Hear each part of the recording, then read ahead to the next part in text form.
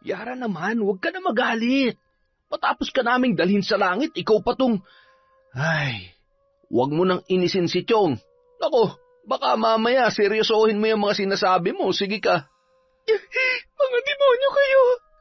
Magbabayad kayo! Abat, talaga namang sumigaw ka pa. Inuubos mo talagang pasensya ko, ha? Gusto mo mamatay, ha? Eh di sige, mamatay ka na. Huwag kayong papasok sa pamamahay ko. Napakalakas ng itim na kapangyarihan na bumabalot sa inyo. Ang sumpa ng walang hanggang paghihirap at kamatayan na posibleng bunga ng inyong malaking kasalanan. May mga tao kayong nagrabyado. Umamin kayo. Ano kayo? Mga mamamatay tao? Hindi ako tumutulong sa mga halangang kaluluwa at higit sa lahat sa mga mapanlinlang at masamang tao na biktima ng barang. Hindi ikakabit ang sumpang yan ng walang malalim na dahilan. Nakikiusap kami. Tulungan niyo po kami. Wala kaming kasalanan. Hindi nga namin alam kung bakit kami nagkakaganito eh. Ang mga pako. Ano nangyayari sa mga pako? At itong ano... maawa ka. Ibalik mo sa normal ang mga ito. Napakabigat at...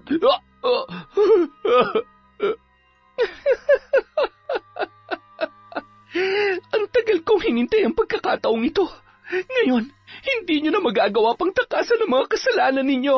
Wala nang mas masaya pa na magdusa kayo sa loob ng kulungan habang nakakulong sa aking sumpa na magpapahirap sa inyo sa bawat segundo, bawat minuto, araw-araw. Taon 2010, Batangas. Patuloy pa rin ang pagbuhos ng malakas na ulan. 10 minuto bago sumapit ang 3:00 ng madaling araw ay nagising si Yara sa lamig ng tubig na tumutulo sa kanyang muka. Napabalikwas ang dalaga at nakiramdam sa paligid, sabay inabot ang flashlight at tiningnan kung saang butas na naman nagmumula ang tulong yon. Luma na at pinagtagni-tagni lamang ang yero na nagsisilbi nilang bubong at ang dingding naman ay yari sa mga lumang tabla at kawayan. Napakamot ulo na lamang ang dalaga nang makita ang panibago na namang butas sa kanilang bubungan. Ay, pambihira. Ang sarap-sarap pa naman sana ng tulog ko dahil malamig. Mamaya ako lang tatapalan yan. Nasaan na ba yung maliit na palanggana? Oh, ayan. Hindi ko alam kung saan inilagay ni tatay yung pantapal.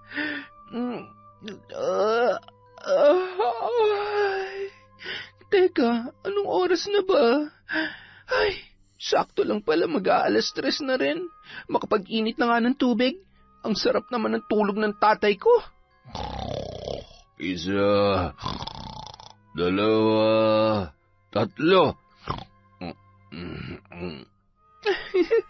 Si tatay talaga. Pati sa pagtulog nagtatrabaho pa rin. Hayaan mo tatay, konting taste na lang. Pagtapos na ako sa pag-aaral, hindi mo na kailangan magpakahirap sa trabaho. Gagawin kong lahat para makalipat tayo sa mas maayos na bahay at makakapagpahinga na yung katawan mo sa pagbubuhat ng mabigat na bloke ng yelo. Mula nung siya ay nasa elementarya pa lamang, yun na ang trabaho ng kanyang tatay Dado. Dahil sa hirap ng buhay, iniwan sila ng kanyang ina. 7 taon pa lamang si Yara at sumama yun sa ibang lalaki. Hindi naman masisi ni Mang Dado ang naging pasya ng kanyang asawa dahil hindi niya natupad ang ipinangakong magandang buhay ng pakasalan niya yon. Itinago niya ang katotohanan yun sa kanyang anak na si Yara dahil ayaw niyang magtanim ng sama ng loob ang dalaga sa sarili nitong ina. Hanggang sa nasanay na silang mag-ama na sila lamang. Magkasama at magkasangga sa lahat ng pagkakataon. Pagkatapos mag-init at magtimpla ng kape, ay umupo na si Yara sa gilid ng katre ng kanyang ama. Tay, tatay, gising na po. Mag-aalas 5 na. Ano? Alas 5 na. Bakit naman ngayon mo lang ako ginising? Malilintikan ako nito kay boss. Nakakahiya. Tatay naman, masyadong nervyoso. Nagbibiro lang po ako. Mag-aalas 3 pa lang. Natimpla ko na po yung kape nyo at binilhan ko na rin po kayo ng tinapay kagabi. Ubusin niyo po yon para may lakas kayo sa pagbubuhat. Hahatiran ko na lang din po kayo ng tanghalian mamaya. Wala naman pong pasok ngayon eh. Ay, pambihira kang bata ka, oo. Kinabahan talaga ako ng husto. Siya, sabayan mo na ako magkape. Sige lang po, tatay. Babalik pa po ako sa tulog pagkaalis ninyo. Late na rin po kasi ako natulog dahil tinatapos ko po yung project ko. Inaantok pa nga rin po ako eh.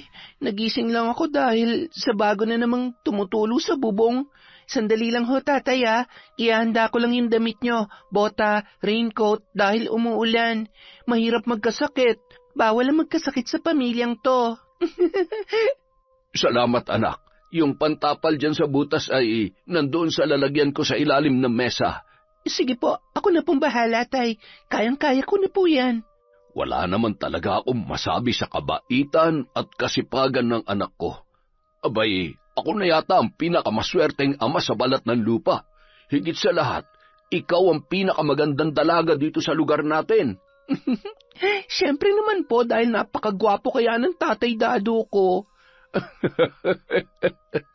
Matapos maihanda ang kailangan ng kanyang ama, ay umupo yun sa may mesa habang naliligo naman si Tatay Dado. Tumitili-tili pa si Mang Dado sa sobrang lamig ng tubig. Nang makatapos yun, ay agad namang nagbihis ng kanyang damit pang trabaho. Paglingon niya sa may mesa, ay napansin niyang nakatulog na ulit si Yara at hindi niya na inistorbo pa. Nagising ang dalaga habang tinatanggal ni Mang Dado ang taling lubid ng kanilang pinto nang papaalis na yon.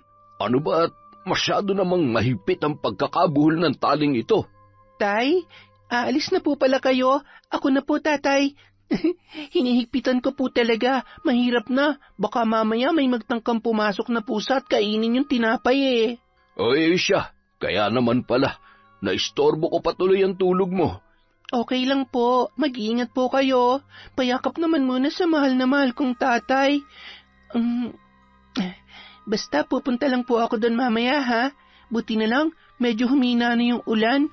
Ay, oo nga anak. Siya, aalis na si tatay. Mag-almusal ka na lang dyan, ha? Kumaway-kaway pa habang tinatanaw ang kanyang ama na naglalakad papalayo.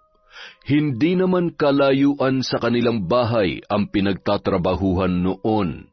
Isinara niya ulit ang pinto, ngunit hindi niya na itinali dahil malapit naman ng magliwanag. Kumuha ang dalaga ng isang unan at tumungo sa may kusina. Doon ay muling nakatulog si Yara.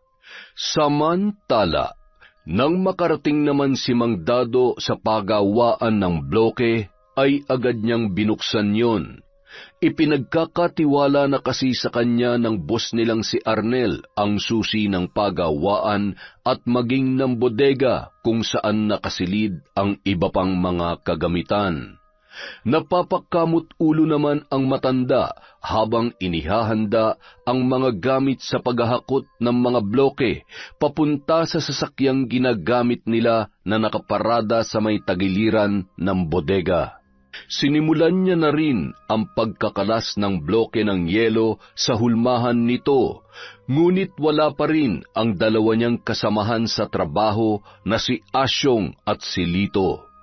Si Asyong ay kasabayan ni Mang Dado sa pagpasok sa nasabing trabaho mula pa nang magsimula ang negosyong yon ni Arnel. Si Lito naman ay pamangkin ni Asyong na dayo sa nasabing lugar. Palipat-lipat yon sa mga kamag-anak niya kaya wala ring permanenteng trabaho. Agad naman yung natuto sa tulong ni Mang Dado. Bukod sa mabait, natural na ang pagiging matulungin ng matandang lalaki kahit paminsan ay istrikto yon pagdating sa trabaho.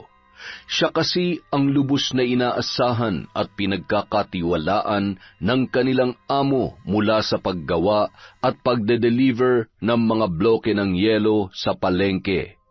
Siya rin ang humahawak ng pera at ireremit naman niya sa hapon bago siya umuwi sa kanilang bahay kung hindi nagagawi sa pagawaan si Arnel. Nung mga oras na yun, nag-uumpisa na sa pagkakalas ng bloke si Mang Dado. Nasa mahigit 50 bloke ang nade-deliver nila sa palengke araw-araw. Abat, napasarap yata ang tulog ni Asyong at Lito. Mangangalahati na ako rito ay hindi pa rin sila dumarating. Mukhang namimihasa na itong mga kasamahan ko. Ay, magandang umaga, Mang Dado. Ang aga nyo naman yata ngayon.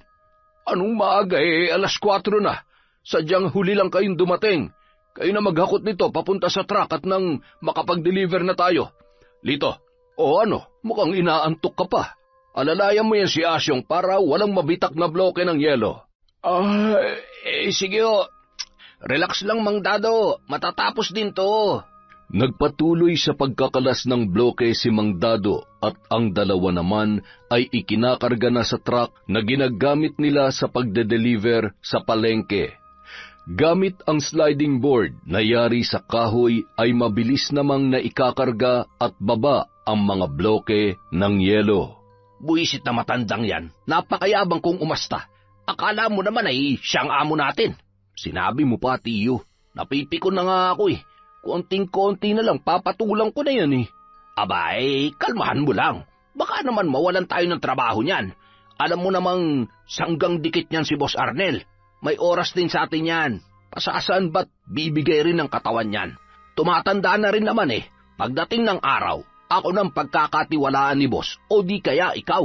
Kaya kapag nandyan si Boss, magpakitang gilas ka na. Tsaka sakyan lang natin si Tanda para hindi makahalata. Ayan, dahan-dahan Lito ha. Nagdadabog ka yata eh.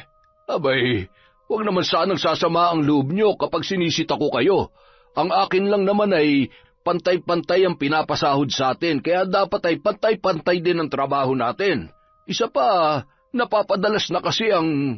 Pasensya na ho, Mang Dado. Hayaan nyo, mula bukas ay aagahan na namin. Nakakahiya naman ho sa inyo. Naparami lang ho ng inom kagabi, kaya... Ay, siya, sige na. Ako'y hindi naman galit. Ilan na lang ba ang kulang? Binibilang nyo ba? 5 na lang ho. Tapos, lalarga na ho tayo. Agad na itinulak ni Lito ang kariton papunta sa truck at tinapik naman ni Asyong ang balikat ni Mang Dado. Mang Dado, pasensya na sa pamangkin ko ha. Bata pa kasi kaya minsan ay may pagkamakitid ang... Alam mo na, dumaan rin naman tayo sa ganyang edad. Medyo madamdamin at... Hayaan mo na. Tara na at nang makalarga na tayo. Si Asyong ang inutusan ni Mang Dado na magmaneho ng truck papunta sa palengke. Namamanhid pa kasi ang kamay ng matanda sa lamig at nangalay din ang braso nito dahil sa matinding lamig sa pagkakalas ng mga bloke. Nang makarating ang mga yun sa palengke ay kanya-kanya na silang baba at tulak ng kariton na kanilang ginagamit sa pagde-deliver sa mga nagtitinda ng karne, isda at iba pa sa palengke. Kanya-kanya naman ng abot ng bayad ang kanilang mga customer.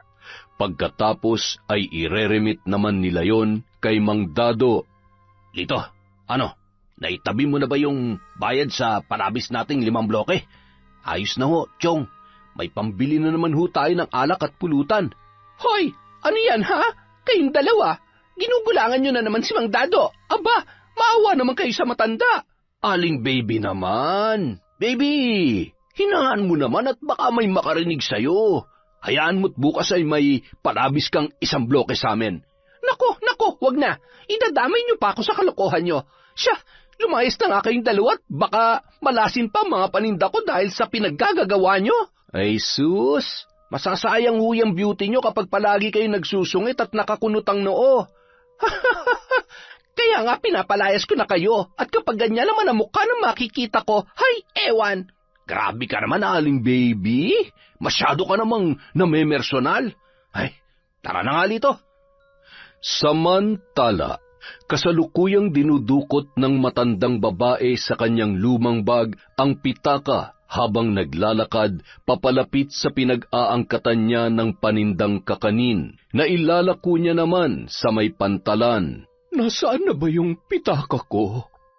Habang abala ang matandang babae sa kung anong hinahanap niya, ay paparating naman sa kinatatayuan nito si Mang Dado.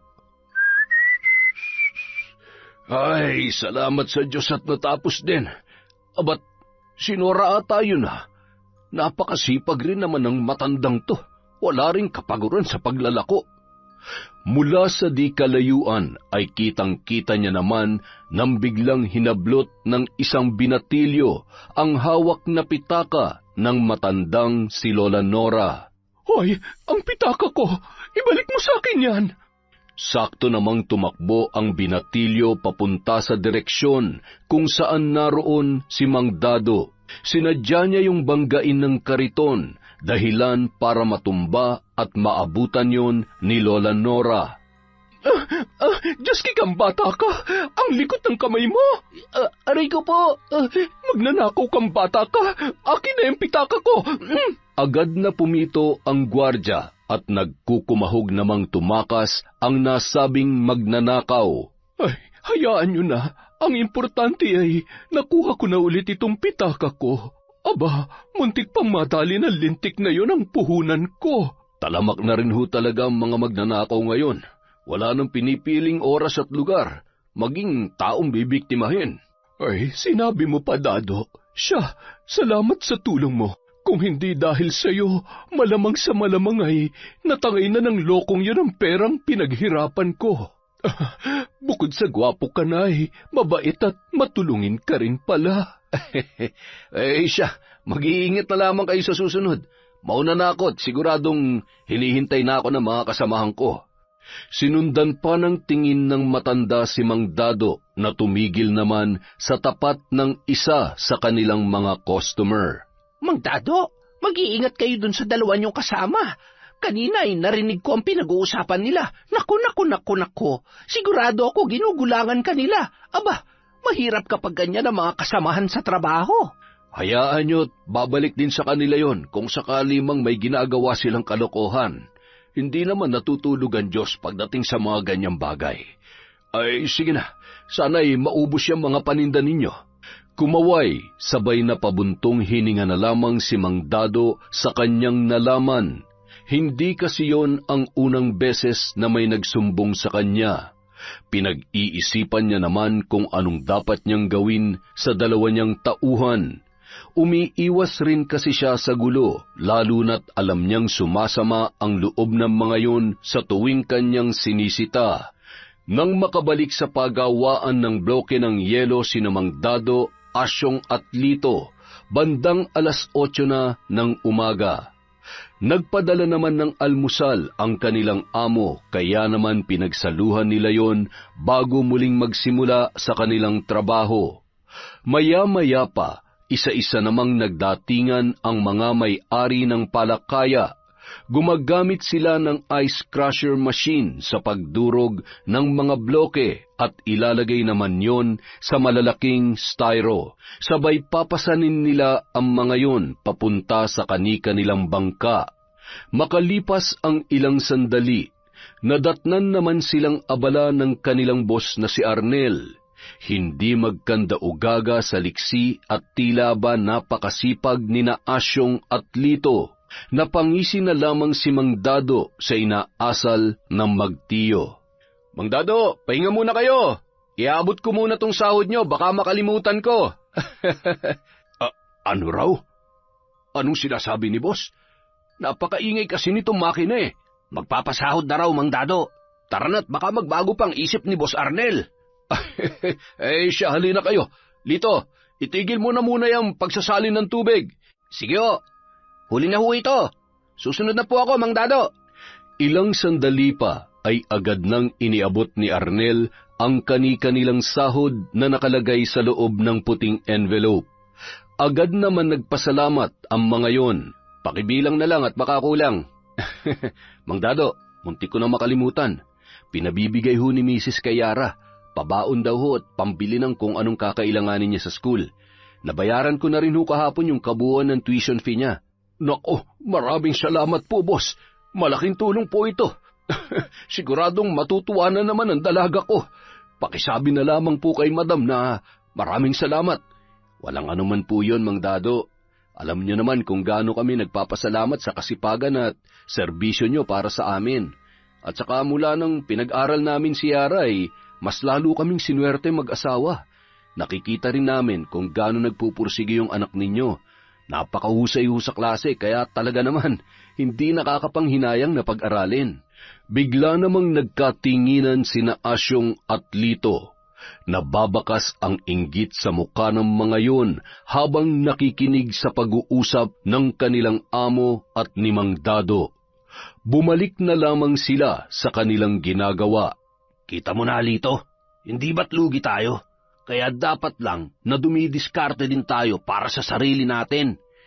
Oo nga, Chong, napakaswerte naman pala ng matandang yan at ng anak niya.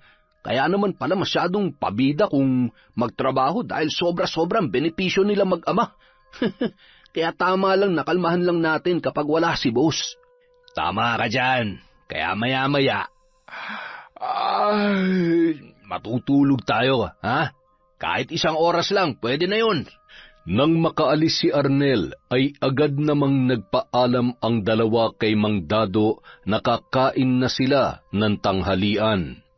Pumayag naman ang matanda at siya na ang nagpatuloy sa ginagawa ng dalawa. Matapos kumain sa malapit na karinderya, ay agad na pumasok ang mga yon sa truck. Salamat sa Diyos! Grabe, busog na busog ako! Ay, makatulog na nga. Kayang-kaya na ni tanda yun. Bandang 12:00 ng tanghali ay pakanta-kantang naglalakad si Yara papunta sa kanyang tatay Dado. Bitbit niya ang tanghalian ng kanyang ama na siya mismo ang nagluto. Napakunot noon naman siya nang masilip sa loob ng truck sina Asyong at Lito na tulog na tulog. Aba, ayos ah. Tapos na ba sila sa trabaho? Siguradong dinuduga na naman ng mga ton tatay ko. Teka lang, babalikan ko kayo. Nagpatuloy sa paglalakad ang dalaga. Rinig na rinig niya ang pagbuhos ng tubig sa malalaking hulmahan ng bloke ng yelo at ang paghila ng mga bakal kapag isisilid na yon sa lalagyan. Napakasalbahe talaga ng mga yon. Mag-isa niyong pinagtatrabaho ang tatay ko. Mamaya kayo sa akin. Tatay! Tay! Yuhu! Nandito na po ako. Kain po muna kayo. Anak, sandali lang. Kanina ka pa ba dyan? Kararating ko lang po, tatay. Bakit ho? Mag-isa lang kayo dito. Nasaan yung mga kasama nyo? Sina Asyong at Lito. Kumain ng tanghalian. Siguro'y umuwi sa bahay nila. Kanina pang 11:00 yon. 12:00 na hindi pa rin nakakabalik. Nako, siguro po ay tinutunaw pa yung kinain nila. O baka naman po, nalunok na nila yung kutsara, kaya... Ikaw talaga. Hayaan mo na. Kayang-kaya ko naman to. Tapos naman ng dagsa ng mga customer. Mamaya ulit yan, mga 3:00. Sus, kaya nasasanay sila ng ganyan kasi hinahayaan nyo eh. Tay, kapag hindi mo sila sinita, mamimihasa ang mga yan. Maawa naman kayo sa sarili ninyo. Ayaw ko naman na nasusobrahan kayo sa pagod. Inaabuso na kayo ng mga yon. Huwag kasi kayo masyadong mabait. Umiiwas lang tayo sa gulo, anak. Sa sakit ng ulo. Nakikisama lang ako. Pero kapag sobra-sobra na, siyempre magsasalita rin ako. Isa pa, may nagsusumbong rin sa akin sa palengke tungkol sa kalokohan ng mga yan. Dinadaya nila ang bilang ng bloke para may kita sila maliban sa sahod nila. Ay. Kita nyo na? Naku, madadamay ka pa sa kalokohan ng mga yan. Hindi nyo po sila kailangang pagtakpan. Huwag nyong isipin kung anong mararamdaman nila. Kung mayroon kayong dapat isipin, di yung boss nyo na nagmamalasakit sa atin, hindi yung mga tamad at magnanakaw naman pala. Gusto ko lang makasiguro. Mahirap namang maniwala sa sabi-sabi lang, kaya gusto kong ako mismo makakita. Sabagay. Sige na po, kumain na kayo. Masarap yan, Tay, at paborito nyo yan. Ito po pala, Suman. Merienda nyo maya-maya. Binigay ho sa akin yan ni Lola Nora kanina. Aba, talaga namang nagkakasundo kayo ng matandang yun, ha? Opo, mabait po kaya siya. Tapos, naikwento niya nga po sa akin na tinulungan niyo siya kanina. Tay, pakiramdam ko. Yara, anak, pakainin mo muna ako bago mo ituloy ang sasabihin mo. Ay, nakong batan to baka masuka pa ako dyan. Sige po, kain na po muna kayo. Magpapahangin lang po ako sa labas at didiligin ko po yung mga halaman sa may tapat ng bodega. Nandun po ba yung hose ng tubig? Oo, anak. Pero alanganin namang magdilig ng halaman at tanghaling tapat. Baka mamatay naman yung mga halaman sa gagawin mo. Hindi po yan. Alam ko na. Maglilinis na lang po ako dun sa tapat ng bodega. Medyo makalat. May walis din po doon, di ba? Oo, anak. Siya, ikaw na ang bahala dyan. Hindi ka rin mapakali ng walang ginagawa May pinagmanahan ka nga talaga. Pasipul-sipul pang kinuha ni Yara ang walis at hose ng tubig sa may bodega at ikinabit yon sa gripo. Sarap na sarap kayo sa tulog nyo, ha? Habang yung tatay ko nagkakandakuba na sa pagtatrabaho, humanda kayo sa akin. Mga impakto! Matapos wisikan ng tubig ang semento na kalsada sa tapat ng bodega, ay winalis-walisan niya yon, sabay ngumisi at tumapat sa may bintana ng truck kung saan parehong nakanganga at humihilik ang magtiyo na sina Asyong at Lito. Tulong! Nalulunod ako! Chong, gising! Nananaginip ka! Ano nangyayari? Bakit basang-basa tayo? Anak na putya! Akala ko totoo na! Ay, nandyan po pala kayo? Nananadya ka ba? Hindi Mali ko ba naman na nandyan kayo? Sabi ni tatay, kumakain kayo Bakit kasi kayo natutulog oras pa ng trabaho? Ay, nagpapalibre lang yata kayo sa trabaho Habang yung tatay ko nagpapakahirap kanina pagdating ko. Baka gusto niyong isumbong ko kayo kay... Hoy, maldita! Umayos ka, ha? Itiko mo yung bibig mo kung ayaw mong... Ano, sasaktan niyo ako? Aba, bakit anong masama sa sinabi ko? Abusado kayo? Kung hinahayaan kayo ni tatay, pues ibahin niyo ako. Kaya ko kayong isumbong sa boss niyo. Abat, sip-sip ka rin pala, katulad ng... Oh, ano nangyayari dito? Oh, ano nangyari sa inyo? Basang-basa kayo. Tay, inaaway nila ako. Hindi ko naman sinasadya mabasa sila. Tay, alam niyo po ba na... Yara, huwag ka na magalit. Nagulat lang kasi si Chong, kaya... Mang Dado, kararating lang po namin. Nagpahinga lang po kami dito saglit. Hay, mga sinungaling. Hay nako, tatay, tapos ka na po bang kumain? Oo, tapos na anak. Kunin mo na yun at umuwi ka na. Nakataas na naman yung kilay mo, Napabuntong hininga na lamang si Yara at inirapan sina Asyong at Lito matapos makuha ang baunan na pinagkainan ng kanyang ama ay nagpaalam na yon sa kanyang tatay. Tay, magpahinga ka rin muna bago magtrabaho ha. Yung iba nga nakatulog na't humihilik pa kahit oras pa ng trabaho. Bye, Tay. Ingat kayo sa mga katrabaho nyo. Sa trabaho nyo pala. Napailing-iling na lamang si Asyong na nagpipigil ng inis sa dalaga. Ay, pagpasensyahan nyo ng anak ko. Ganyan lang yung magsalita pero mabait naman yan. Sinasabi niya lamang kung ano ang totoo at kung ano nakikita niya. Okay lang Mang Dado. Kapag nagsusungit ay lalong gumaganda yung anak ninyo. Si Chong kapag nagagalit ay umayos ka, uupakan kita dyan. Tama na yan. Balik na sa trabaho at mukhang napasarap nga ang tulog ninyo. Hindi naman na nakaimik pa ang dalawa, sabay napakamot na lamang sa kanilang mga ulo.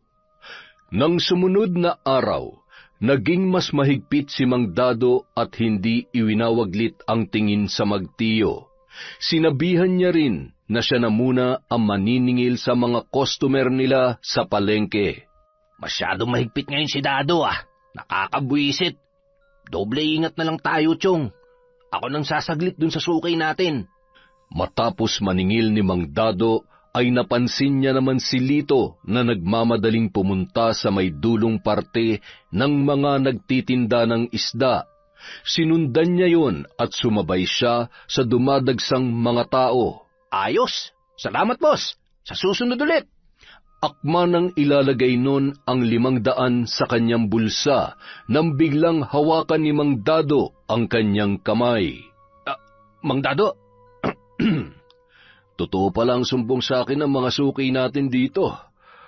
Ay, kailan niyo pa ginagawa to?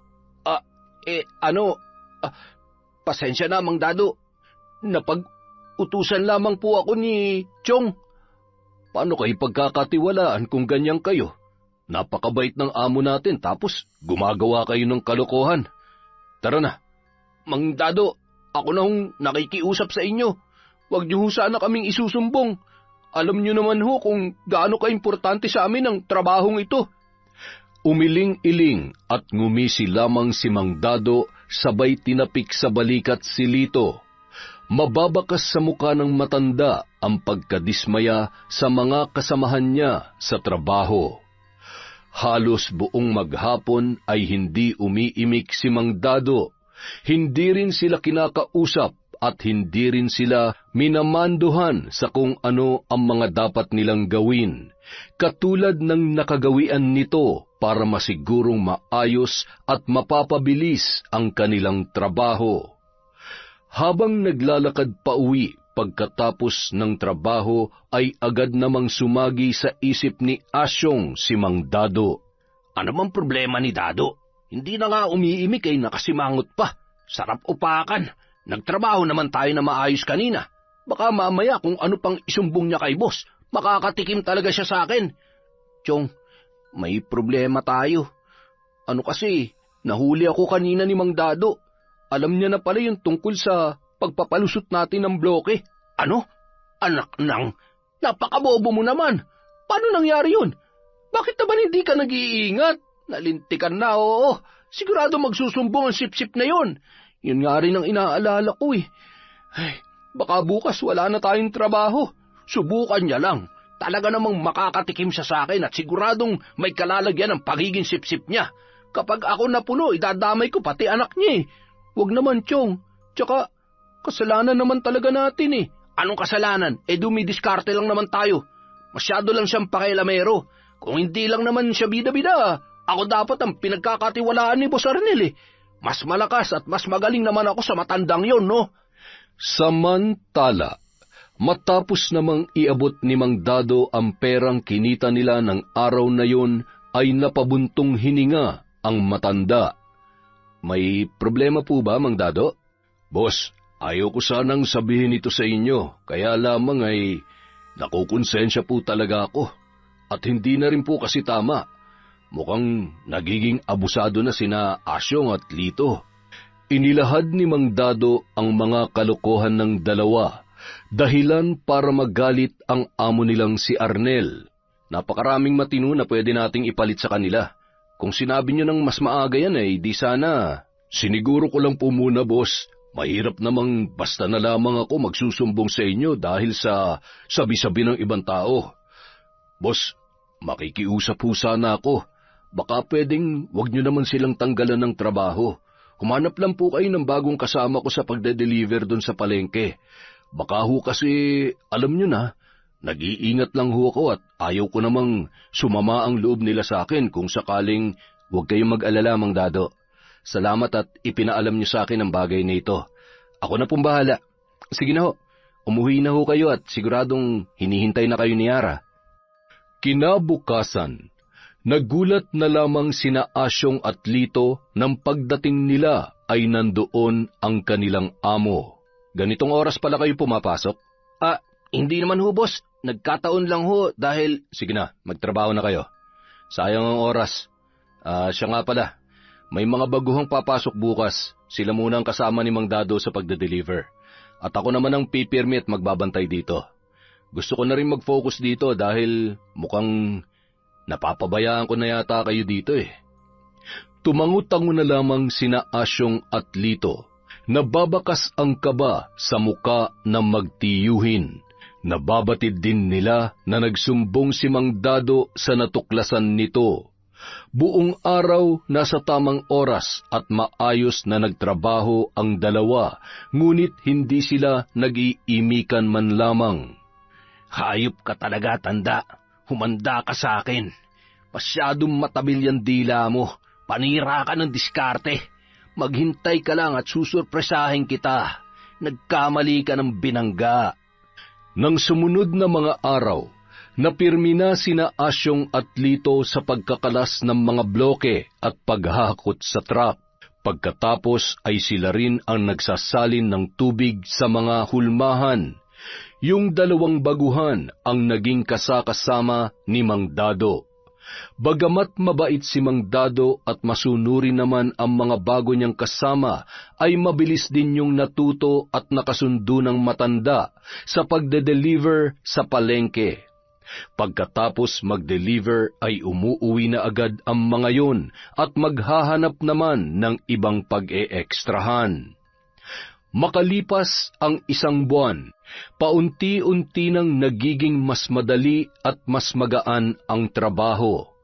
Tila nakalimot na rin ang lahat sa kanya-kanyang init ng ulo, hanggang sa sumapit ang kaarawan ni Mang Dado.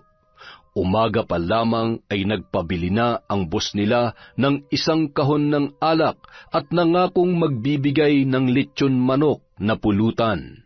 Ayos, Mang Dado. Mahal na mahal ka talaga ni boss. Natatakam na kami ni Lito sa lechon manok mamaya. Mukhang gagapang ho tayo pa uwi nito ah.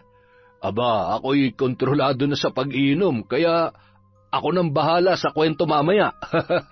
Isa pa, magagalit ang anak ko. Hindi ho yun. Kaarawan nyo naman. Siguradong mabait rin ho yung anak ninyo. Ano ibig mong sabihin? Mabait naman talaga si Yara at... Ay, yun nga ho ibig kong sabihin, kaya hindi ka pagagalitan nun. Kami na hong bahalang magpaliwanag sa kanya mamaya. Di ba, Lito? Ay, nako. Hindi nyo madadaan sa paliwanag yung anak ko. At saka, ayaw niya ng lasenggo. Takot yun sa laseng dahil mula nang maliit pa siya, ay hindi naman talaga siya sanay na may umiinom sa bahay. At matagal naman na talaga akong hindi nakikipag-inuman. Lalo na nung nabubuhay pa ang misis ko. Eh siya, tapusin na natin ang trabaho at nang mamaya ay makapag-happy-happy na tayo. Oo naman, sisiguruhin namin yan, Mang Dado. Happy-happy tayo mamaya. Para naman hindi mo makalimutan ang kaarawan mong ito. Kinagabihan. Ay, nasan kaya si tatay? Anong oras na Wala pa rin siya. Malamig na tong pansit na niluto ko. Ay, hindi kaya... baka nga umiinom sila. Naku, baka malasing yun. Buti pa, susunduin ko na. Habang naglalakad si Yara, ay natanawan yon ni Lito na noon ay umiihi sa may tagiliran ng bodega. Nagmamadali yung umihi pagkatapos ngumisi habang kinakawayan ang paparating na dalaga. Susunduin mo ng tatay mo, no? Malamang, alangan naman ikaw. Tay, tatay. Tatay naman eh. Hoy, Yara, ikaw naman. Birthday naman ng tatay mo, pagbigyan mo na. Anak, uuwi rin ako maya-maya. Huwag kang mag-alala, hindi ako magpapakalasing. Sige na, umuwi ka na't may pasok ka pa bukas. Huwag mong alalahanin si tatay, kaya kong sarili ko. Sigurado kayo, tay? Ay, siya, sige, uuwi na ako. Huwag ka masyadong magpapagabi, kung hindi, babalikan kita dito. Ay, huwag na makulit. Huwag na ring lalabas at delikado. Baka mamaya ay may makasalubong ka pang luko-luko dyan. Ay, luko-luko? Yun na nga eh. Paano kung hindi mag-aalala ang mga... Ay, uuwi na nga lang ako. Baka kung ano na naman ang masabi ko. Basta tay, ingat kayo ha. Huwag niyong lalasingin ng tatay ko ha. Bagsak ang balikat na lumabas si Yara ng bodega, kung saan nag-iinuman ang tatay Dado niya at ang mga kasamahan nito sa trabaho. Sayang naman yung niluto ko. Tatay naman kasi, mas gusto niya pa talagang kasama yung mga pangit na yon. Ay, naantok na ako. Sigurado hindi ko na siya mahihintay pag-uwi niya. Pagdating sa bahay, agad niya nang itinali ang pinto at humiga na si Yara. Makatulog na nga. Gigisingin na lang ako noon pagdating niya, sigurado yon. Sa kabilang banda, matapos magpaalam ng 2 baguhan, ay naiwan naman ang 3 sa bodega. Sige lang, mandado, tagay pa! Kailangan maubos natin to. Mas lasing, mas masaya. Hindi ba, Lito? Yan, tagay pa! Ay, ako? Malalasing nyo? Nako, malabong mangyayari yan. Malilintikan na o sana ko. Baka hindi ako pagbuksan ng pinto nun. Ayos, lasing na si Tanda. Siguradong maisasagawa na namin ni Chong ng maayos ang plano namin. Hindi na ako makapaghintay, Yara. Mang Dado, huling tagay na to. Huy, abat. Yari ka sa amin ngayon.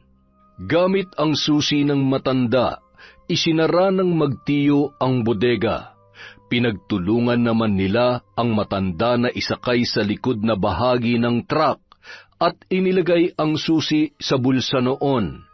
Itinali rin nila ng lubid ang kamay at paa ni Mang Dado, sabay tinakpan ng makapal na trapal.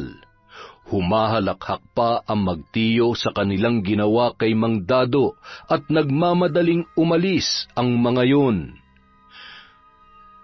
Samantala, bandang 12:00 ng gabi, nagising si Yara nang may marinig na mga yapak sa labas ng kanilang bahay. Naamoy niya rin ang halimuyak ng alak na nagmumula sa labas. Bumangon naman siya nang marinig ang mahinang boses na tumatawag sa kanyang pangalan. Yara, buksan mo tong pinto. Ang tatay mo, lasing na lasing. Bilisan mo, napakabigat. Naku po, yun na nga bang sinasabi ko eh. Sandali lang, tatay naman kasi eh. Hindi maaninag ng dalaga ang mga taong nasa labas dahil madilim ang paligid. Agad niyang tinanggal ang tali ng pinto dahil gamay na gamay niya na yun. Nang buksan niya ang pintuan ay nagulat siya nang ang magtiyuhin lamang ang tumambad sa kanyang harapan. Nasaan si tatay? Anong ginagawa niyo dito? Ha? Ang dami mo namang tanong, papasukin mo na lang kami. Ano ba? Bitawan niyo ako! Mga hayop kayo! Huwag ka nalang magtangkapang sumigaw, Yara, kung ayaw mo masaktan. Sige, subukan niyo lumapit. Sisigaw ako ng malakas. Sisigaw ka? Bakit ka naman sisigaw? Wala pa nga kaming ginagawa sa'yo. Halika dito. Sayang naman kasi kung papatayin ka namin ang hindi man lamang pinakikinabangan. Napakaganda mo pa naman at ang bango-bango mo. Bitawan niyo ako! Nakakadiri ka! At talagang palaban ka, ha? Napakaingay mo!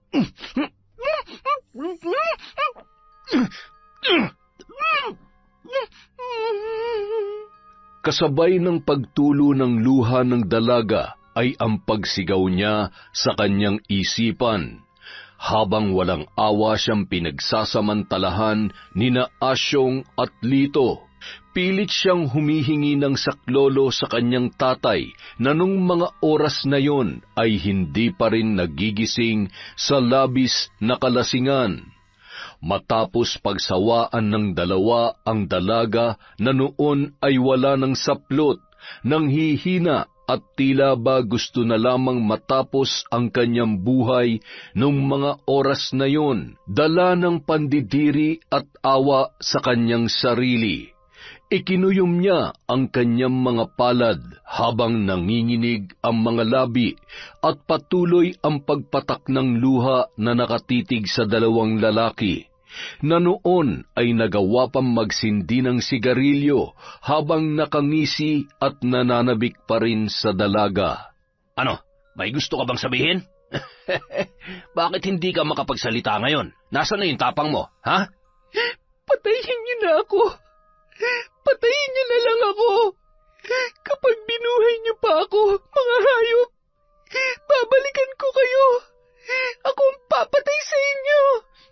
naman. Huwag ka nang magalit. Matapos ka naming dalhin sa langit, ikaw pa tong... Ay, huwag mo nang inisin si Chong. Nako, baka mamaya seryosohin niya yung sinasabi mo. Sige ka. Mga demonyo kayo! Magbabayad kayo! Abat, talaga namang sumigaw ka pa? Inuubos mo talagang pasensya ko, ha? Gusto mong mamatay, ha? Eh di sige, mamatay ka na. Huwag kang mag-alala, susunod rin ang tatay mo sa pangalawang buhay dahil sa labis na lungkot ng iyong pagkamatay. Chong, tama na yan. Tara na. Lintik, baka matuluyan pa yan. Anong gagawin natin dyan? Kapag nabuhay pang malditang to, siguradong ikakanta tayo nito. Kaya mabuti pa. Sakto. May laman ba yung drum na yan? Meron, Chong. Umalis na tayo. Tama na yan. Tumakas na tayo. Baka mamaya nagising na si Tanda o baka may makakita pa sa atin. Tanga, huwag kang duwag. Tulungan mo akong buhatin to. Bilis! Ipinasok nila si Yara sa drum na kulay asul na puno ng tubig, at pagkatapos ay nagmadali ng tumakbo ang mga yun, lalo na nang makitang nangisay na ang paa ng dalaga. Naiwan ng mga yon ang kanilang damit pantaas na nasa higaan pa ni Yara. Nang gabi ring yun, nakahanda na ang mga bag ng magtiyo. Kinuha nila yon at nakahanda ng bumiyahe para takasan ang kanilang ginawa. Asyong? Lito? Saan kayo pupunta? Bakit nagmamadali kayo? Saan ba kayo galing, ha? Teka, iiwan mo ako? Iiwan mo na kami ng mga bata? Wala kang karapatan na pigilan ako. Napapagod na akong magbanat ng buto para sa mga batang hindi ko naman kadugo. Buhayin mo yung mga anak mo mag-isa. Halika na, Lito. Asyong, sandali! Huwag mo namang gawin sa akin to! Asyong! Samantala, Kailangan kong makalabas dito. Diyos ko, tulungan niyo po ako. Hindi nila maaaring takasan ang ginawa nila sa akin. pilit iginagalaw ni Yara ang kanyang katawan hanggang sa matumba ang drum na kanyang kinalalagyan. Gumapang yon ng dahan-dahan hanggang sa mailabas niya ang kanyang ulo sa loob ng drum at nakahinga na ng maluwag. Mga hayop, pagbabayaran yung ginawa niyo sa akin. Magbabayad kayo. Nung mga sandaling yon ay siya rin namang pagkagising ni Mang Dado. Wala siyang makitang liwanag at naliligo na rin siya sa pawis. Hindi ako makahinga na maayos. Nasaan ako? Bakit nakatali ang mga kamay at paa ko?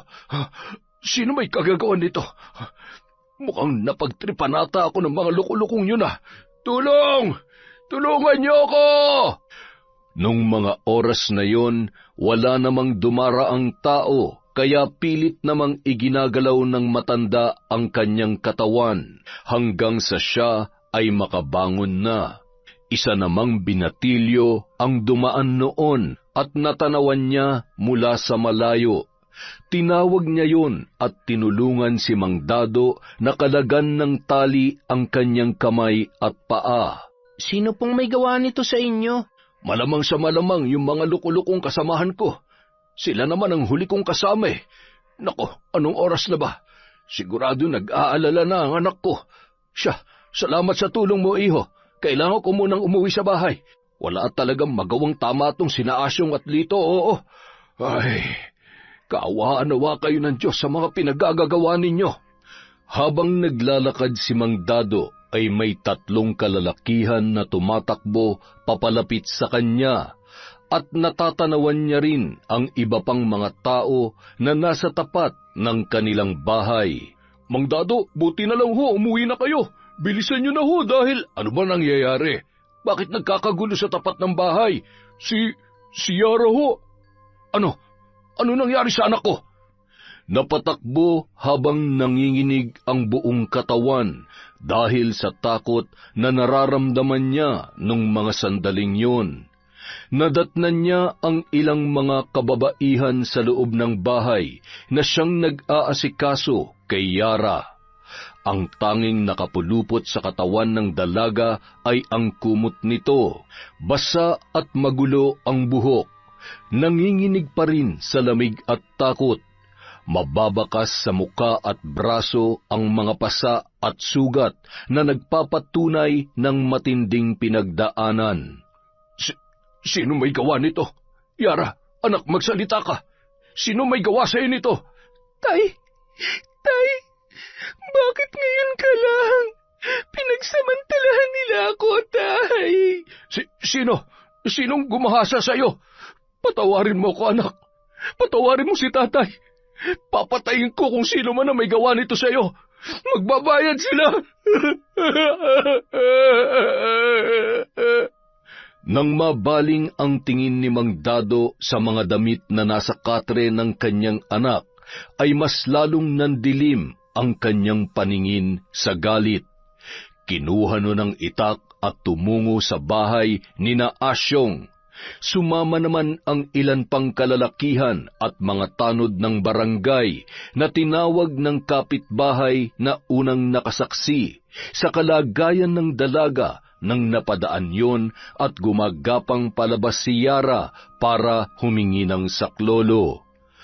Nang makarating si Mang Dado sa tapat ng bahay ay galit na galit at pinagtataga noon ang bakod at mga halaman habang sumisigaw at pinapalabas sina Asyong at Lito. Lumabas kayo! Mga hayop kayo! Hindi na kayo naawa sa anak ko! Papatayin ko kayo! Asyong! Lito! Lumabas kayo dyan at harapin niyo ako! Mang Dado, ano po? Ay! Maawa ho kayo! Kumalma ho kayo! Ano po bang nangyayari? Nasaan sina Asyong at Lito? Ilabas mo ang demonyo mong kinakasama at ang pamangkin niya. Kailangan nilang pagbayaran ng ginawa nila kay Yara. Mga wala silang puso para gahasain ang anak ko. Palabasin mo sila! Palabasin mo sila! Mang Dado, patawarin niyo ho ako. Kahit halugugin niyo po ang buong kabahayan ay hindi niyo po sila makikita. Kagabi pa po sila umalis. Hindi ko po alam kung bakit. Ang sabi niya lang po sa akin ay napapagod na siya sa pagtatrabaho para sa mga anak ko. Hindi ko po alam ang ginawa nila sa anak ninyo. Huwag niyo po akong sasaktan alang-alang sa mga anak ko, Mang Dado. Nakikiusap po ako. Hindi nila maaaring takasan ang ginawa nila. Saan sila pumunta? Saan? Pakiusap, sabihin mo ang totoo. Napahagulhol na lamang ang babae at paulit-ulit na sinasabi na hindi niya alam kung nasaan sina Asyong at Lito. Makalipas ang 1 buwan. Huwag kayong mag-alala, Mang Dado. Pasasaan ba't mahahanap din ng kapulisan ng mga hayop na yon? At kapag nangyari yon, nasisiguro ko na hindi na sila makakalabas pa ng bilangguan. Pinapangako ko yan sa inyo. Salamat ho sa tulong nyo, lalo na sa anak ko. Wala naman ho akong pambayad sa therapy para mabilis siyang makarecover sa mga nangyari. Kaya salamat po talaga, boss. Ay, may mga pagkakataon na gusto kong sisihin ang sarili ko sa nangyari. Kung nakinig lamang ako sa anak ko nung gabing yon, baka sakaling... Sa nangyari, siguradong plinano nila ang lahat. Iba talagang takbo ng utak ng mga yon at nagkamali tayo na pinagkatiwalaan natin sila, Mang Dado. Huwag niyo sisihin ang sarili niyo. Hindi niyo ginusto ang nangyari. Ang mahalaga, hindi tayo tumitigil na mabigyan ng hustisya ang ginawa nila kay Yara. Makakaasa kayo na hanggang sa dulo ng laban niyo para kay Yara, sasamahan namin kayo. Nandito lang kami mag-asawa para sa inyo. Hindi namin kayo pababayaan. Hindi naman mapigilang maluha ni Mang Dado, lalo na nang yakapin yun ni Arnel. Sa tagal ng pinagsamahan ng dalawa ay itinuring niya na ang matanda na parabang sarili niyang ama. Hindi lamang yon, napamahal na rin ng husto si Yara sa kanilang mag-asawa. Sa kabilang banda, sigurado ka bang hindi tayo mananagot sa tatay mo nito? Baka naman isumpa ako nun kapag nalaman niya na ako ang pasimuno sa lahat ng ito. Naku, mahirap na. Ayaw ko namang ma-turn off ang crush ko sa akin. Baka mamaya ay hindi niya natanggapin ang suman at bibingka na ipinabibigay ko sa iyo sa kanya. Huwag po kayong mag-alala. Ilalakad ko pa po kayo kay tatay, basta tulungan niyo lang po ako na maging mahusay na mambabarang. Alam niyo po, kahit mahuli pa sila ng pulis at makulong, hindi pa rin sapat yun para pagbayaran nilang ginawa nila sa akin. Pati pangarap ko pinatay nila. Dinumihan nila ang pagkababae ko. Alam niyo ba kung ano nang tingin sa akin ng mga tao? Ng mga kaklase ko? Diskrasyada, marumi. Yung iba sa halip na kaawaan ako, ayun, ako pang sinisisi. Bakit ang bilis nilang manghusga? Hindi nga nila alam kung anong pinagdadaanan ko eh. Pakiramdam ko ang dumi-dumi ko. Hindi ko alam kung babalik pa ba sa normal ang buhay ko. Huwag ka na lamang makinig sa mga sinasabi nila. Alam mo kasi yung mga taong walang alam sa totoong nangyari ay siya pang may ganang pumutak. Alam mo ang mahalaga? Makabangon ka at magpalakas ka, Yara. Kapag makapangyarihan ka na, hindi mo na sila poproblemahin kapag hindi mo na kaya ang mga pinaggagawa at pinagsasasabi nila. Patikimin mo ng malupit na barang, ng madala, at magising sila sa katotohanan na walang magandang maidudulot ang pagiging pakialamero sa buhay. Naiintindihan kita, Yara. Dahil katulad mo, bago ko natutunan ang pambabarang ay naging biktima rin ako ng mapagsamantalang kalalakihan. Matapos may kwento ni Lola Nora ang masalimuot niyang nakaraan sa probinsya na kanyang pinagmulan, ay agad naman nang inihanda ng matandang babae ang mga kagamitan sa pambabarang, kasama ang damit na naiwan nina Asyong at Lito. Makakatulong yun upang mabilis na maikabit ang sumpa sa tao na nais nilang parusahan o patawan ng kamatayan. Natandaan mo ba ang lahat ng sinabi ko sa iyo?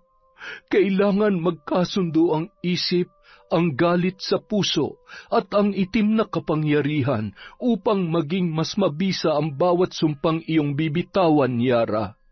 Tanggalin mo ang pag-aalinlangan at ang kakaunting awa na iyong nararamdaman. Huwag ka mag-alala. Habang suot mo ang binigay ko sa iyong kwintas, ay mananatili kang ligtas sa sumpambalik ng pakikipag-anib sa kapangyarihan. Kapag tapos na ang ating misyon, itatapon natin yan sa dagat kasabay ng pagpapalaya mo sa iyong sarili mula sa galit at masalimuot na nakaraan. Sige na, simulan mo na ang ritual. Nandito lamang ako, makikinig at mananatili mong gabay. Kaya mo yan, Yara. Nakaramdam ng tuwa ang matanda habang pinagmamasdan ang dalaga. Hindi siya makapaniwala kung gaano kabilis natutunan ni Yara ang mga bagay na kanyang itinuro. Ramdam niya ang malakas na kapangyarihan na noon ay unti-unti nang umaanib sa dalaga habang binibitawan ang mabibigat na sumpa para sa mga taong nagkasala sa kanya. Kasing init ng nagbabagang impyerno ang mararamdaman ninyo. Hindi maiibsan ng kahit gaano karaming tubig at lamig ang uhaw na mararamdaman ninyo. At kahit ilang beses pa kayong maligo, aalingaso pa rin ang mabahong amoy nyo katulad ng marumi nyong pagkatao. Amoy ng nabubulok na karne at basura. At sa mga susunod na araw, ang bituka nyo ay lalawlaw pababa sa inyong ari na animoy may hinihila kayong isang malaking dambana. Ang mga paa nyo mawawalan ng lakas para hindi nyo na magawang tumakas. Mga paa na mapupuno ng sugat at nakakadiring malalaking kulugo. Malalim na sugat na papamahayan ng bangaw at iba't ibang insekto. Hinding-hindi na kayo patutulugin ng konsensya nyo mula sa araw na ito hanggang sa bumalik kayo at mapagbayaran ang mga kasalanan ninyo. Matapos maisagawa ang ritual, ay agad nang nagpaalam si Yara kay Lola Nora. Masayang-masaya siya nung mga sandaling yun habang sumasagi sa isip niya ang paghihirap na ipapatikim sa mga nanggahasa sa kanya. Pasipol-sipol pa yun at sinalubong naman ng kanyang ama. Anak, mukhang napapadalas ang pagdalaw mo kay Nora. Ano bang ginagawa mo roon? Nagkukwentuhan lang po kami, Tay. Huwag po kayong mag-alala. Mabuting tao po siya. Kapag kausap ko siya, gumagaan ang pakiramdam ko at nararanasan ko yung parang merong ina. Ang dami ko pong natututunan kay Lola Nora. Alam niyo po ba na katulad ko, naging biktima rin siya ng mga masasamang loob? Halika na, Tay. Matulog na po tayo. May pasok pa ho kayo bukas, kaya wag na po kayong magpuyat. Dapat hindi niyo na ako hinintay pa. Paano ako makakatulog kung wala ka pa dito sa bahay? Pagkatapos ng mga nangyari, ewan ko ba, kapag nawawala ka sa paningin ko, hindi na ako mapalagay. Tatay, mula ngayon wala na kayong dapat ipag-alala. Kayang-kaya ko ng protektahan ng sarili ko. Wala nang makakapanakit sa akin. Ay, makatulog na nga. Good night, Tatay. Ano bang ibig niyang sabihin? Bakit parang mayroong kakaiba sa anak ko? Hindi ko alam kung dapat ba akong matuwa o kabahan sa inaasal niya. Hindi kaya... Samantala, 3:00 ng madaling araw, nagising si Lito dahil sa sobrang init ng kanyang katawan. Para siyang inaapoy ng lagnat at sinabayan pa yon ng pananakit ng kanyang katawan. Kinuha niya ang tuwalya at akmasa ng papasok sa banyo nang bigla namang napamura si Asyong na noon ay naliligo. Anak ng teteng, paliligo ka rin ba? Oo, napakainit, Chong. Para akong inaapoy ng lagnat at masakit ang katawan ko. Tsaka, sandali nga, iinom nga muna ako. Nanunuyo na rin ang lalamunan ko. Madadali pa yata ako ng trangkaso eh. Pambihira naman buhay natin to. Paubos na ang pera natin. Wala tayong mapasukan na trabaho dahil hinahanapan tayo ng lintik na NBI clearance na yan. Hindi nga natin masabi ang totoong pangalan natin dito eh. Kumuha pa kaya ng mga requirements na hinihingi nila? Masyadong mahigpit. Hindi na makataasan ng sahod. Ay, paano na tayo ngayon? Madadali pa tayo ng sakit. Mukhang mamamalimos na tayo nito. Wala tayong pambayad sa upa sa boarding house na to. Ay, anong gagawin natin, Chong? Hindi naman tayo pwedeng bumalik sa Batangas. Sigurado mahuhuli tayo. Ayaw ko makulong. Bahala na. Mabuti pa magnakaw na lang tayo. Ang dami-daming pag-alagalang snatcher dyan. Basta magdoble ingat na lamang tayo. Chong, bilisan mo na. Kailangan ko na talaga maligo. Mamamatay ako sa init na nararamdaman ko. Hindi na nakatiis pa si Lito at pumasok na rin sa banyo sabay sunod-sunod na nagbuhos ng tubig. Pagkatapos maligo, ilang minuto lamang ang lilipas ay babalik na naman ang init na kanilang nararamdaman. Ngunit kahit anong init ay hindi naman sila pinagpapawisan. Ano ba nangyayari sa atin? Hindi kaya pinabarang na tayo ni Dado? Wala namang ganun. Hindi naman ako naniniwala sa mga barang-barang na yan. Baka sadyang maalinsangan lang ang panahon. Buti pa itulog na lang natin to, Chong. Ilang sandali lamang mula nang sila ay makaidlip. Nagising na si Lito dahil sa panginginig ni Asyong habang humihingi ng tulong. Agad namang tumayo ang binata at hinawakan ang kanyang tiyuhin sa muka. Nagulat si Asyong nang diinan nun ang pagkakahawak, sabay nanlilisik ang mga mata noon na ngumisi. Hayop ka! Yan! Dapat lang yan sa'yo! Mamatay ka na! Mamatay ka na! Bitawan mo ako! Nababaliw ka na ba? Nababaliw? Hinding-hindi ko makakalimutan ang ginawa mo sa akin. Kaya halika dito! Walang kasing lakas na hinila nun ang nanghihina at lamig na si Asyong at dinala yon sa banyo. Hinawakan niya sa ulo si Asyong at paulit-ulit na inilulublob ang ulo sa isang malaking timba na punong-puno ng tubig. Tama na! Lintik ka! Papatayin mo talaga ako, ha? Pwes, uunahan na kita! Chong, bawa ka! Nang makita ni Asyong ang dugo sa ulo ng pamangkin, ay bigla siyang natauhan. Maya-maya, Napalingon silang pareho nang biglang bumukas ang pinto ng banyo at nakita nila ang isang babae na duguan ang muka, humahalakhak, sabay itinuro silang dalawa. Mamamatay kayo!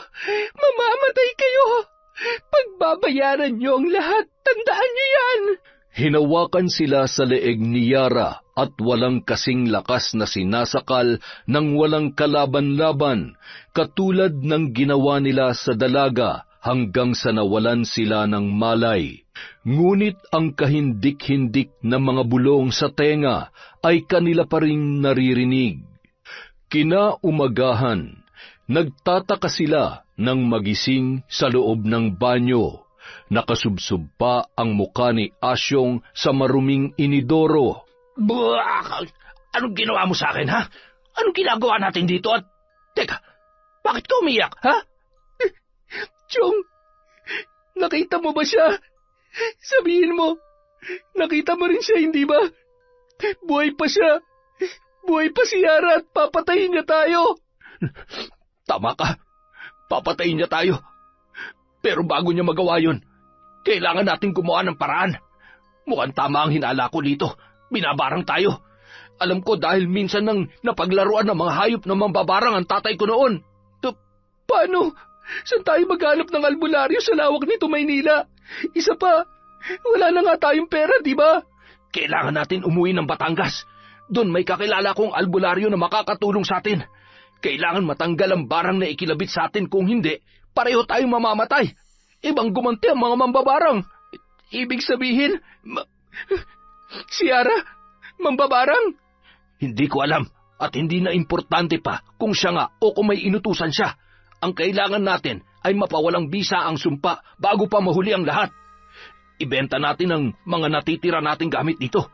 Basta may pamasahe lang tayo at saka na lang ulit tayo didiskarte pagbalik natin dito sa Maynila. Sa karatig bayan naman yon, kaya hindi naman siguro tayo mahuhuli ng kapulisan. Kinahapunan, matapos maibenta ang ilan nilang kagamitan para sa kanilang pamasahe at makabayad sa renta sa kanilang pansamantalang tirahan, ay bumiyahe na sina Asyong at Lito, papunta sa lugar ng albularyo na natitiyak nilang makakatulong sa kanila. Sa kabilang banda, habang nagwawalis si Lola Nora sa tapat ng kanyang bahay, ay napatigil yon nang makita si Mang Dado na noon ay papasok sa kanyang tarangkahan. Ay, Diyos ko po, bakit ba naman ako kinakabahan ng ganito? Ano kayang pakay niya rito? Aakyat na ba ng ligaw itong si Dado? Ay, masyado ka naman yatang masaya, Nora. Didiretsahin na kita. Nandito ako para tanungin kung... Ikaw naman, kailangan mo pa bang tanungin kung gusto kita? Alam mo naman siguro yon mula pa nung una tayong nagkita, Dado. Naalala mo pa ba? Ay, Jesus Mariosepo, kilabutan ka nga sa sinasabi mo, Nora. Ano ka ba naman? Matatanda na tayo ay... Ang ibig kong sabihin ay ang tungkol sa pagpunta-punta rito ni Yara. Nararamdaman ko na may kakaiba kayong ginagawa dahil nitong mga nakaraan ay... may nagbago sa kinikilos niya. Sabihin mo nga sa akin, ano ba talagang nangyayari sa kanya? Nakakainis ka naman, Dado. Siya, sasabihin ko na.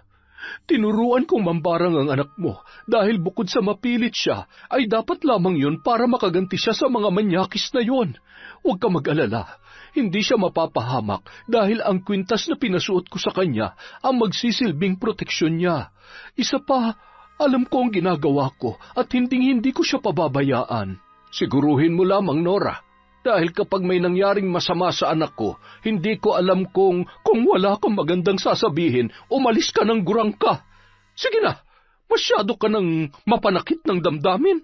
Barangin kita dyan eh. Kahit barangin mo ako, hindi pa rin ako makakapayag sa gusto mo. Akala mo ba hindi ko alam na sinusuhulan mo ang anak ko? Hindi ko ipagpapalitang na mayapa akong misis sa isang mambabarang. Che, umalis ka na. Akala mo ba pipigilan kita? Kung hindi pa ako tumanda ng ganito, hindi sana ako mabobroken-hearted. Samantala, bandang 7:00 ng gabi, Pagtapak pa lamang nina Asyong at Lito sa may pintuan ng bahay ng albularyo ay namilipit ang mga yon sa sakit ng kanilang tiyan. Naramdaman nila ang pagbaba ng kanilang tiyan at pagbigat ng ibabang parte ng kanilang katawan. Agad na gumapang ang mga yon at pinaghampas naman ng albularyo ng buntot pagi, kaya napapahiyaw sa sakit ang dalawang lalaki. Huwag kayong papasok sa pamamahay ko. Napakalakas ng itim na kapangyarihan ang bumabalot sa inyo. Ang sumpa ng walang hanggang paghihirap at kamatayan na posibleng bunga ng inyong malaking kasalanan. May mga tao kayong naagrabyado.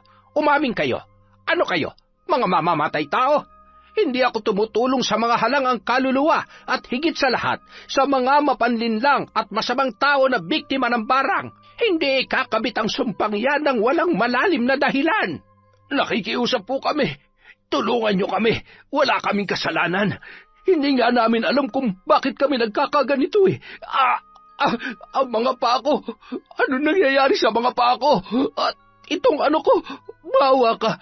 Ibalik mo sa normal ang mga ito. Napakabigat at... Chong, hindi ko na kaya. Ang sakit. Tama na.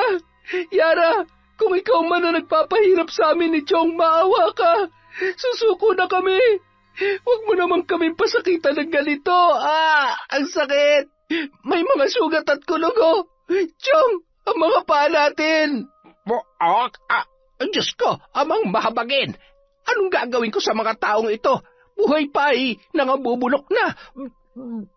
Mga hilayo pa kayo. Pauna pa ako mamatay dahil sa amoy ninyo.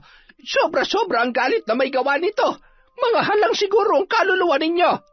Gumapang ang magtiyuhin papunta sa kubo, kung saan doon ay sinubukang bigyan ng pansamantalang lunas ng albularyo sina Asyong at Lito. Habang natutulog ang dalawang lalaki, ay isang ritual ang isinasagawa ng albularyo upang makipag-ugnayan sa mambabarang na si Yara. Kinaumagahan. Hoy! Magsigising kayo! Ay, Diyos ko! Ang mga sugat nyo sa paa! Tingnan nyo! Punong-puno ng itlog ng langaw! Yung mga bunganga nyo, nagkabitak-bitak na yan na parang naipit na mga galamay ng alimasag. Ay, inumin nyo itong kape at sa tingin ko maya-maya matatapos na ang problema ninyo. Alam nyo kasi sa totoo lang, ang gamot dyan ay ang itama nyo o pagbayaran ng ginawa nyong kasalanan. Kaso ang hilig ninyong tumakas sa katotohanan, kaya ayan. Ano bang ibig mo sabihin? Alam mo, kagabi ka pa Kung di mo kami kayang gamutin, dapat sinabi mo na. Hindi yung dinadaan-daan mo pa kami sa paganyan-ganyan. Ilang ulit ko bang sasabihin sa iyo na hindi kami masamang tao? Hindi mo ba nakikita ang kalagayan namin? Kami ang biktima rito. Sige, patunayan mo yan. Maya-maya, nagkahulan ang mga aso, sabay pumasok ang ilang kapulisan at pinusasan sina Asyong at Lito, na noon ay tila ba umigsi ang dila, hindi man lamang pumalag at nagsalita para ipagtanggol ang kanilang sarili. Samantala, ang tagal kong hinintay ang pagkakataong ito. Ngayon, hindi nyo na magagawa pang takasan ang mga kasalanan ninyo. Wala nang masasaya pa na magdusa kayo sa loob ng kulungan habang nakakulong sa aking sumpa na magpapahirap sa inyo sa bawat segundo, minuto, araw-araw. Ay, ang sarap sa pakiramdam. Makalipas ang isang araw. May bisita kayo. Mang Dado, patawad po. Patawarin niyo po kami. Kayo lang po ang makakatulong sa amin. Mambabarang ho ang anak ninyo. Siya ang dahilan kung bakit nagkakaganito kami. At bakit ko naman kayo tutulungan, ha? Pagkatapos ng ginawa niyo sa anak ko, kaawaan ko kayo? Kung hindi ko lang pinipigilan ang sarili ko at kung hindi masamang pumatay ng tao, gustong-gusto ko na kayong saktan at patayin. Pinagkatiwalaan ko kayo, mga traidor. Magdusa kayo dito sa kulungan. At yang mga nangyayari sa inyo, karma nyo yan. Hinding-hindi na mabubura ang sumpa na ikinabit sa inyo, katulad ng mga masasama niyong ugali na hindi na kayang ituwid ng mga rehas na ito. Dado, hayop ka! Palabasin mo ako dito! Ayaw ko pa mamatay! Dado, kapag ako nakalabas dito, babalikan ko kayo ng anak mo, mambabarang! Tandaan mo yan! Saksakan ng sama ang ugali mo! Nabubulok ka na't lahat! Masyado ka pa rin matapang! Kinagabihan, nadatnan ni Mang Dado si Lola Nora na nagluluto ng hapunan. Masayang-masaya si Yara ng mga sandaling yun. Mga ngiti na minsan lamang makita ng kanyang ama. Nababatid niya kung gaano kalaking kasiyahan ang naibibigay ni Lola Nora sa dalaga. Mukhang masarap yung niluluto niyo ah. Ang bango. Matagal pa ba yan? Malapit na ho, Tay. Kakain na ho tayo. Nanay Nora, dito na ho kayo kumain, ha? Nako, hindi na. Uuwi na pati ako, iha. Pasensya ka na. Alam mo naman, ayaw ko namang masira ang gabi ng tatay mo. Mukhang pagod pa naman. Tama si Yara. Nandito ka na rin naman. Dito ka na lamang kumain.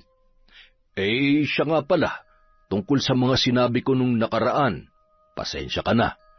Kalimutan mo na sana yon. Huwag ka na sanang magtampo. Nanay Nora, narinig niyo naman po, di ba? Sabi ko sa iyo Siya, maupo na po kayo at maghahain na ako. Tatay, kumusta ho ang lakad niyo? Ayos naman anak. Para akong nabunutan ng tinik na makita sila sa loob ng kulungan. At maliban sa mukhang malubha na nga ang kalagayan nila, doble talagang kabayaran sa ginawa nila sa'yo. Anong doble? Kulang pa nga yun. Mga taong hindi marunong tumanggap na pagkakamali. Tatakas at tatakas sa kanilang kasalanan. Basta ngayong nakakulong na sila, kung maaari ay itigil nyo ng paggamit ng itim na kapangyarihan na yan. Kapag naiisip ko kinikilabutan ako. Mas maigi nang mamuhay tayo ng normal. Kahit pa may proteksyon si Yara hindi natin may pagkakaila na isa pa rin niyang malaking kasalanan. Huwag po kayo mag-alala, Tay. Yan naman po ang usapan namin ni Nanay Nora. Hindi po ba, Nay? Bakit nanay na ang tawag mo sa may reklamo ka ba? Pumunta ka sa barangay. Kung hindi mo ako tanggap bilang ina niya, bahala ka dyan. Basta kami masaya bilang mag-ina. Kung gusto mong manatiling masaya at mabuo ang pamilyang ito pambihira naman oo. Kayong dalawa ha, pinagkakaisahan nyo talaga ako. Kumain na nga lang tayo para kayong laging nalilipasan ng gutom Masarap pa. Teka, wala naman sigurong gayuma to, no? Konting-konti na lang kapag naubos ang pasensya ko sa'yo. Gagayumahin talaga kita. Ang hirap mo namang ligawan, masyado kang pakipot. Nako, Yara, mukhang nagkaka-wrinkles na yata ako at namumuti na lalo ang buhok ko sa kakaasa dito sa tatay mo. Hindi ko malaman kung sadyang takot sa babae o baka binabae na yan, ha? Binabae pala, ha? Yari ka sa akin mamaya. Teka, may iba ko. Yara, gusto mo bang makita ang mga... Hindi na po, Nanay. Tama na hong nakakulong sila. Hindi ko na po pinangarap na makita ang kahit aninuman lang nila. Gusto ko na hong tuluyang makalimutan ang lahat ng ginawa nila sa akin. Ibabalik ko na ho yung dating ako. Kasama kayo ni Tatay. Aabutin ko pa rin ang mga pangarap ko. Hindi magiging hadlang ang pinagdaanan ko para matupad ko pa rin ang lahat ng mga nasimulan ko noon. Ngayon pa ba? Bukod sa may mabait at pogi na akong tatay, may Nanay Nora na rin po ako. Tapos, si Tito Arnel at ang asawa niya, marami kayong naniniwala at nagmamahal sa akin, kaya wala akong karapatang sumuko. Makalipas ang 5 taon, isang ganap ng nurse sa isang public hospital si Yara. May maayos na bahay at hindi na rin nagtatrabaho ang kanyang tatay Dado dahil may sakit na ito. Walang pasok noon ang dalaga at nataon na kaarawan ng kanyang pinakamamahal na ama. Mayroon silang isang katulong na nag-aalaga kay Mang Dado at nag-aasikaso ng mga gawaing bahay kapag may pasok si Yara. Kaya naman ng araw na yun, abala sila sa pagluluto ng pagkain na handa para sa kaarawan ng kanyang ama. Masyado ka namang abala, anak. Naghanda ka pa wala naman tayong bisita. Mapapanis lamang ang mga yan. Tatay, malay nyo naman may bisita kayo. Malay nyo, bumalik na si Nanay Nora. Hindi na babalik yun. Asa ka pa. Masaya na yun sa Sikihor at malamang sa malamang nakalimutan niya na ang kaarawan ko. Sus, aminin, namimiss nyo siya, no? Kayo kasi, lagi nyo na lang siyang inaaway. Alam nyo namang matampuhin yon. Ay, teka, nandyan na po pala si Sir Arnel at ang asawa niya. Tuloy po kayo.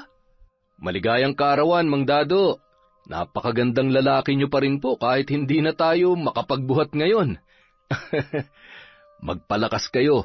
At nako, hindi pa tayo nagkakapo dito kay Yara at mukhang wala rin yatang boyfriend. Ay, wala pang ipinapakilala.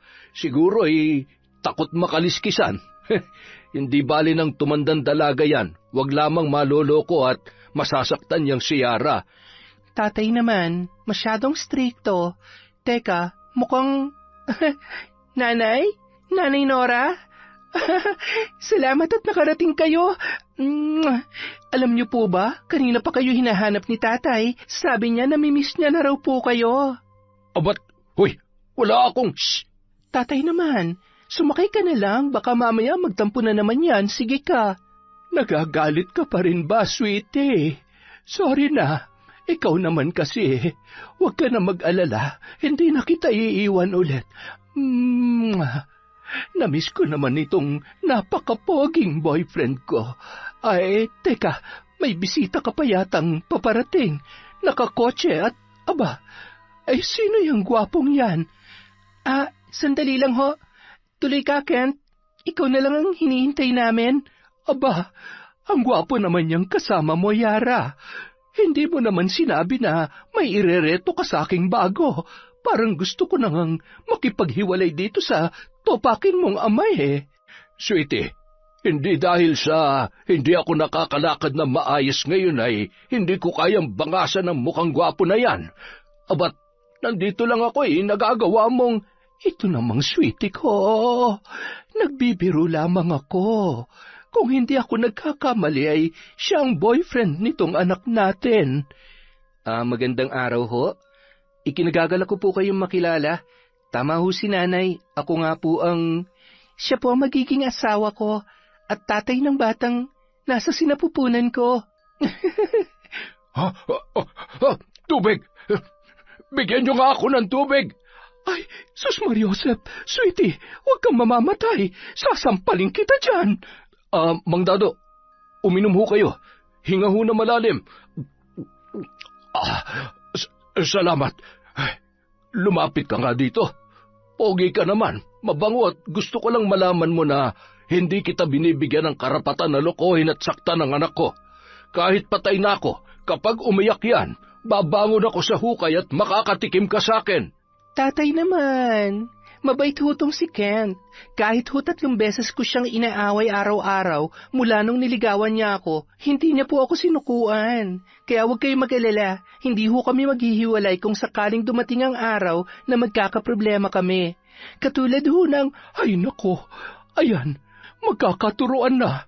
Pasensya ka na anak, hayaan mo't hahabaan ko ng pasensya ko dito sa tatay mo hanggang sa huli naming hininga. Sweetie naman kasi, wag mo na akong inaaway. Alam mo namang mahal na mahal kita Yon, isang nakakatuwa at napakagandang kwento na naman mula sa kwentong Enteng. Maraming salamat po sa inyong pagtsatsaga at walang sawang pakikinig. Wala po muna tayong shoutout. Sa susunod na video, maglilista po muna tayo. Again, maraming salamat po mula sa kwentong Enteng.